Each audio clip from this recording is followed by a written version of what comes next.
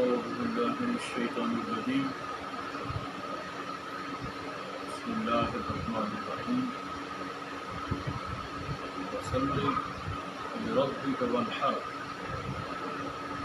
والصلاة والسلام على سید الانبیاء المرسلین معزز سامعین اور قارئین، اس وقت میں آپ کے سامنے قربانی کے چند اہم مسائل جو بڑے ضروری ہیں آپ کے سامنے رکھ رہا ہوں۔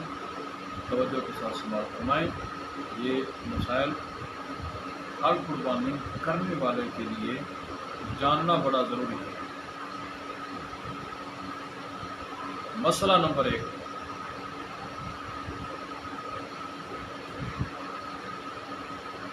اگر کسی قربانی کے جانور کو جلدی بیماری ہو، اس کا اثر گوشت تک نہ پہنچا ہو، ایسے جانور کی قربانی جائز ہے۔ اگر اس کا اثر گوشت تک پہنچ جائے تو پھر ایسے جانور کی قربانی جائز نہیں۔ مسئلہ نمبر 2، ایسا جانور جو نہ نر ہو نہ مادہ ہو، جسے خنثی کہتے ہیں، اس کی بھی قربانی جائز نہیں، کیونکہ خنثی ہونا ایک عیب ہے اور قربانی کے لیے اتنا بڑا عیب جو ہے وہ درست نہیں، اس لیے اس کی قربانی نہیں ہوتی۔ اس کے بعد مسئلہ یہ ہے کہ اگر کسی جانور کی دم کٹی ہوئی ہو، 1/3 حصے سے زیادہ کٹی ہو، ایسے جانور کی قربانی بھی جائز نہیں۔ اس کے بعد اگلا مسئلہ ہے کہ قربانی کے جانور کے اندر عقیقے کا حصہ رکھنا جائز ہے، یہ رکھا جا سکتا ہے کیونکہ وہ بھی صدقہ ہے اور یہ بھی فی سبیل اللہ صدقہ ہوتا ہے۔ تو بچے کے لیے 2 حصے اور بچی کے لیے 1 حصہ رکھا جا سکتا ہے۔ اگر کوئی شاب حیثیت ہے تو لڑکی کے لیے 2 حصے رکھ لیں۔ ایک حدیث پاک میں 1 بکرے کے ذبح کرنے کا بھی ذکر ہے۔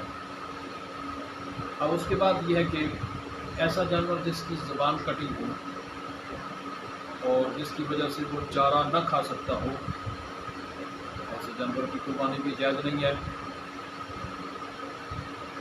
اور پھر ایک اہم مسئلہ اس کے اندر یہ بھی ہے کہ ایک بندے نے جانور کو خریدا ہے اور خریدنے کے بعد اس کے اندر کوئی عیب پیدا ہو گیا، اگر تو بندہ صاحب حیثیت ہے پھر وہ جانور نیا خریدے۔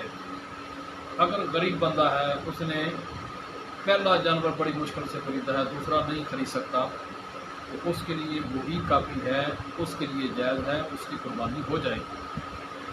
اور پھر آخر میں ایک بڑا مسئلہ یہ بھی پیش نظر رکھنا چاہیے کہ بڑے جانور کے اندر جو حصہ ڈالنے والے ہیں ان کا رزق حلال ہو، اور دوسرے نمبر پر سارے اور عقیدہ ہوں، ان میں سے کوئی ایسے عقیدے والا بندہ نہ ہو جو جن کی عقائد پر کفر کا فتویٰ لگ چکا ہو۔ اگر ایسا ہوا تو کسی بندے کی بھی قربانی قبول نہیں ہوگی۔ لہذا قربانی کے مسائل یہ پیش نظر رکھیں، اور نیکسٹ ویڈیو آپ تک پہنچنے کے لیے ضروری ہے کہ ہمارے چینل کو الحق المبین ٹی وی پلیٹ فارم کو سبسکرائب کریں، لائک کریں، شیئر کریں اور ثواب کی نیت سے یہ سارا کریں۔ اللہ رب العزت ہم سب کو عمل کی توفیق عطا فرمائے۔ والسلام علینا الا البلاغ المبین۔